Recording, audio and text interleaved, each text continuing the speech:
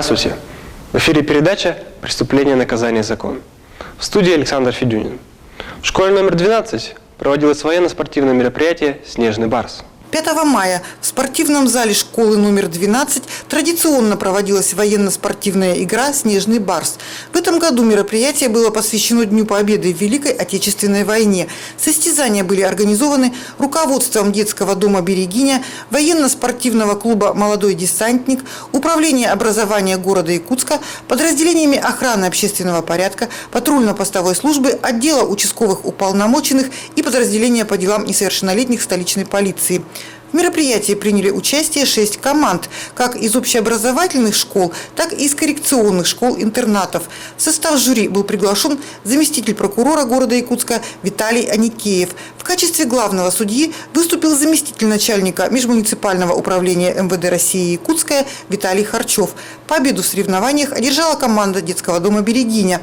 Второе место досталось Маганской средней общеобразовательной школе. Третье место заняла команда номер 1 школы номер 4. В столице республики проводится операция «Охотник». В столице республики проведена операция «Охотник», которая проводилась Департаментом охоты, Департаментом охраны природы, Главным управлением МЧС, сотрудниками отдела лицензионно-разрешительной работы Межмуниципального управления МВД России Якутская. Также были задействованы сотрудники ГАИ, ОМОН и участковые уполномоченные полиции. Я понимаю, да. Вот пройдемте.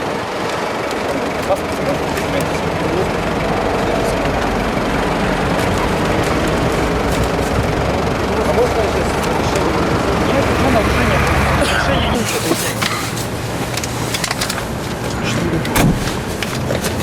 Покажите все. А можно разрешение есть, да, у вас? Дома есть. Так, 12-го калибра. Ружье, патрон 12-го калибра. Феттер. Чтобы их перевозить, у него что должно было? Разрешение на хранение. Нарушение оружия. Соответствующего калибра ружья будет. Вообще без оружия. Еще раз покажите сумку. Там их много, да? 25. Вот еще патронтаж у вас, патроны тоже. 27. Так, патронтаж у вас останется. Мы это все будем изымать у вас. Я бы разрешение не нужно сейчас. Нет, у вас здесь нарушение 20.864 АБ РФ. Ну, как бы разрешение-то есть, просто Который владеете оружием. Вот. Разрешение. Патрон переводить разрешение.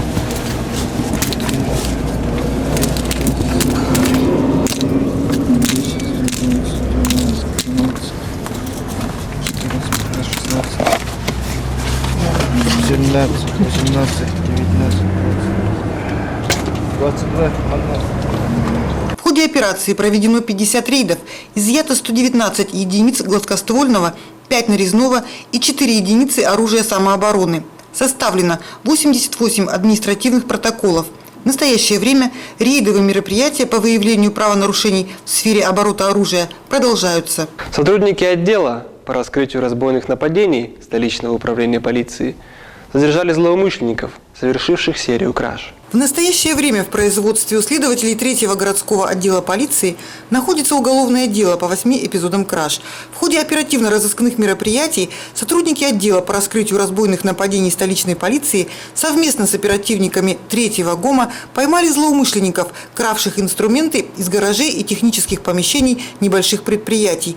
Первую кражу криминальный дуэт исполнил зимой 2014 года, утащив со склада газовый котел. Все остальные подвиги, в кавычках, совершались в апреле текущего года. Молодые люди, один 83-го, другой 89-го годов рождения, обчистили ЖКХ Нажерницкого, где унесли болгарку и сварочный аппарат.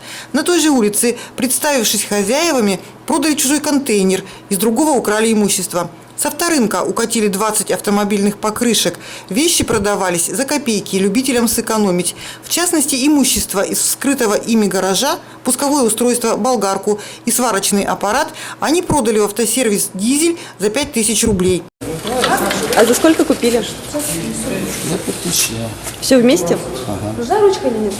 Сыщики установили, что молодые люди употребляют наркотики, поэтому постоянно нуждались в деньгах, чтобы купить себе дозу. Когда сотрудники полиции привезли задержанного на место происшествия, потерпевший не смог сдержать эмоций и долго возмущался коварством злоумышленников. Как оказалось, подозреваемые были знакомы с владельцем гаража. Он производил для них технические работы со скидкой. Аккумулятор был у вас или нет? Да, два аккумулятора были. Были два аккумулятора. Болгарка, два аккумулятора, сварочный аппарат. А ключи джипа почему взяли? Джипы. Вот это стоял этот джип. А? Тебе не стыдно? Тихо. Подождите. Сколько скидки сделали тебя раз здесь? А? Сейчас следственные действия, пожалуйста, успокойтесь. В настоящее время похищенное изъято и будет возвращено хозяевам. Мы надеемся, что это послужит уроком как для работника автосервиса «Дизель», прикупившего краденое за копейки, так и другим любителям дешевизны. Ведь теперь у покупателя нет ни инструментов, ни 5000 рублей, которые он за них заплатил.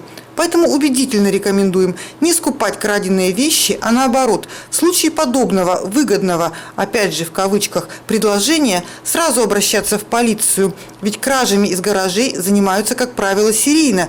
И тот, кто сегодня радуется дешевой покупке с рук, завтра может стать следующей жертвой воров, если их вовремя не остановить. Дознаватели отдела полиции номер 1 расследуют уголовное дело по факту незаконного приобретения и перевозки оружия, изъятого сотрудниками ГИБДД у водителя на Покровском тракте. На пульт оператора 02 поступило сообщение о том, что в сторону Покровского тракта движется автомашина Toyota Vista, водитель которой находится в нетрезвом состоянии, а в салоне лежит обрез охотничьего ружья.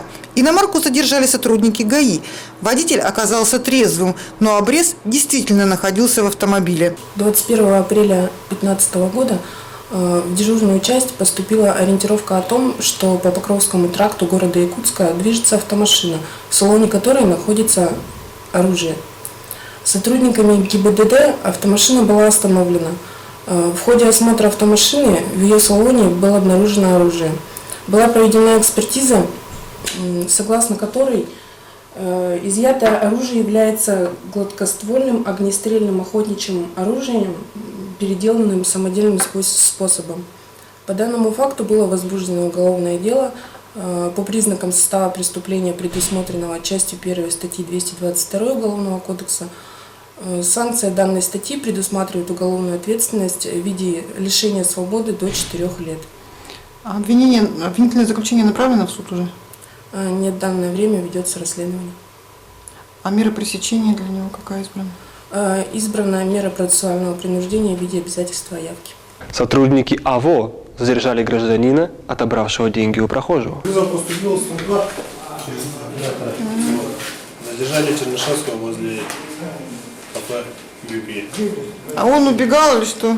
Не, они Пытался убежали, скрыться? зашли, получается, на территорию частного сектора. А он не один был, да? Вдвоем были. А можно эти деньги? Это вот эти вот деньги, да? А сколько там, какая сумма? 850 рублей. А они совместно распивали, да, или Нет. что? Он, не знаю, пишет. Вообще они не знакомы, да? Ну, раньше свиделись где-то. Вас сотрудники за что доставили в отдел полиции? Я на даче работал, да? И там все мужчина, со мной, который работал. Я куртку снял, все переоделся, а он мне 250 рублей украл. И вышел, я за ним погнался. Оказывается, у него еще деньги были, 500 рублей. Я его догнал на улице и отобрал все деньги.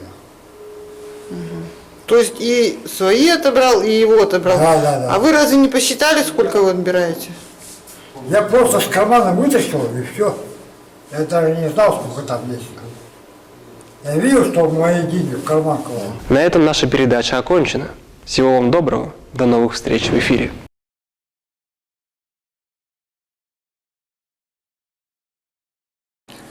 Весной в Якутске часто похищают велосипеды. Чтобы не лишиться транспортного средства, никогда не оставляйте технику на улице, даже если вы на минутку заскочили в магазин. Для кражи оставленного без присмотра велосипеда этой минутки хватит злоумышленнику с лихвой. Не стоит уповать и на противоугонные тросы. Если изделие китайского производства, имеющий определенные навыки вор, может сорвать его голыми руками. Но и достаточно прочный трос не является гарантией безопасности. При наличии элементарного инвентаря перерезать его не составляет труда. С этой задачей злоумышленники легко справляются с помощью обыкновенных кусачек. Многие граждане считают, что можно хранить имущество в подъезде, где оно будет скрыто от посторонних глаз, особенно если входная дверь оборудована домофоном.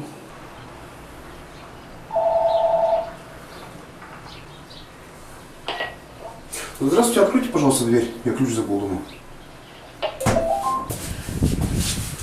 Как видим, практика показывает, что открыть домофон очень просто. Стоит позвонить в любую квартиру и представиться почтальоном, сантехником или соседом, забывшим ключи, как сердобольные жильцы немедленно открывают дверь. Праздношатающиеся воры, которые зачастую нигде не работают, прочесав несколько подъездов, обязательно найдут, чем поживиться. Похитить технику с лестничной площадки так же легко, как и с улицы, оборвав непрочный трос, либо перекусив его при помощи подручных средств. Поэтому обязательно сохраняйте документы на велосипед. Сделайте несколько фотографий своего транспортного средства, чтобы в случае кражи вы смогли доказать его принадлежность именно вам. Убедительно просим горожан не оставлять вещи без присмотра. Заводите велосипеды в квартиру. Используйте для хранения прихожую или балкон. Граждане должны помнить о том, что несут ответственность за сохранность своего имущества.